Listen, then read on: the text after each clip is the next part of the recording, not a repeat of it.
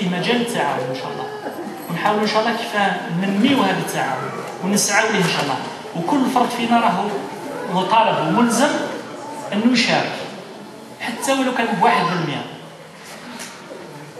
عندنا ايضا القيام بلقاءات ثقافيه علميه. احنا والحمد لله هنا في الجزائر عندنا كفاءات علميه كبيره جدا، كفاءات اللي كاين ناس مثلا هنا ما تقدرش تصورها. كاين ناس هنا مثلا حتى رؤساء مصلحه في الجامعات، عندنا بروفيسور مثلا، بروفيسور ديال دكاتره في الجامعه، والامثله كاينه كثيره. كاين ناس مسؤوله حتى عن البحث هنا في المانيا، كاين ناس خبيره في الاقتصاد، خبيره في علم الاجتماع الى غير ذلك. حنا نحاول ان شاء الله نستقطبوا الناس هذو، نعقدوا لقاءات ثقافيه علميه تحاوريه ان شاء الله. نجيبوا الناس هذو، نحاولوا نعرضوا الناس هذو بيثقفونا.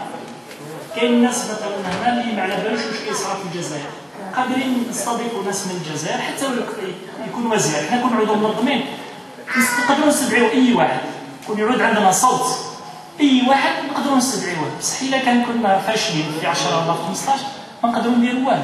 بصح كاين عندنا قوه بشريه نقدروا نطالبوا باي حاجه، ونقدروا كيتسوى في المعقول نقدروا نحصلوا عليها ان شاء الله. نقدروا نتصلوا بالناس يجيونا هنا ويديروا لنا محاضرات في اي شيء. وحنا في الجمعيه وهي جمعيتكم، ماهيش جمعيتي انا ولا جمعيه 7 اشخاص اللي حاضرين هنا، راهي جمعيه كل الجزائريين بدون استثناء. ويجيو ان شاء الله نرحبوا كما نقولوها بالمقترحات تاعكم، واللي عنده اقتراح نستدعيو الناس، ما كان ما فيه حتى اشكال.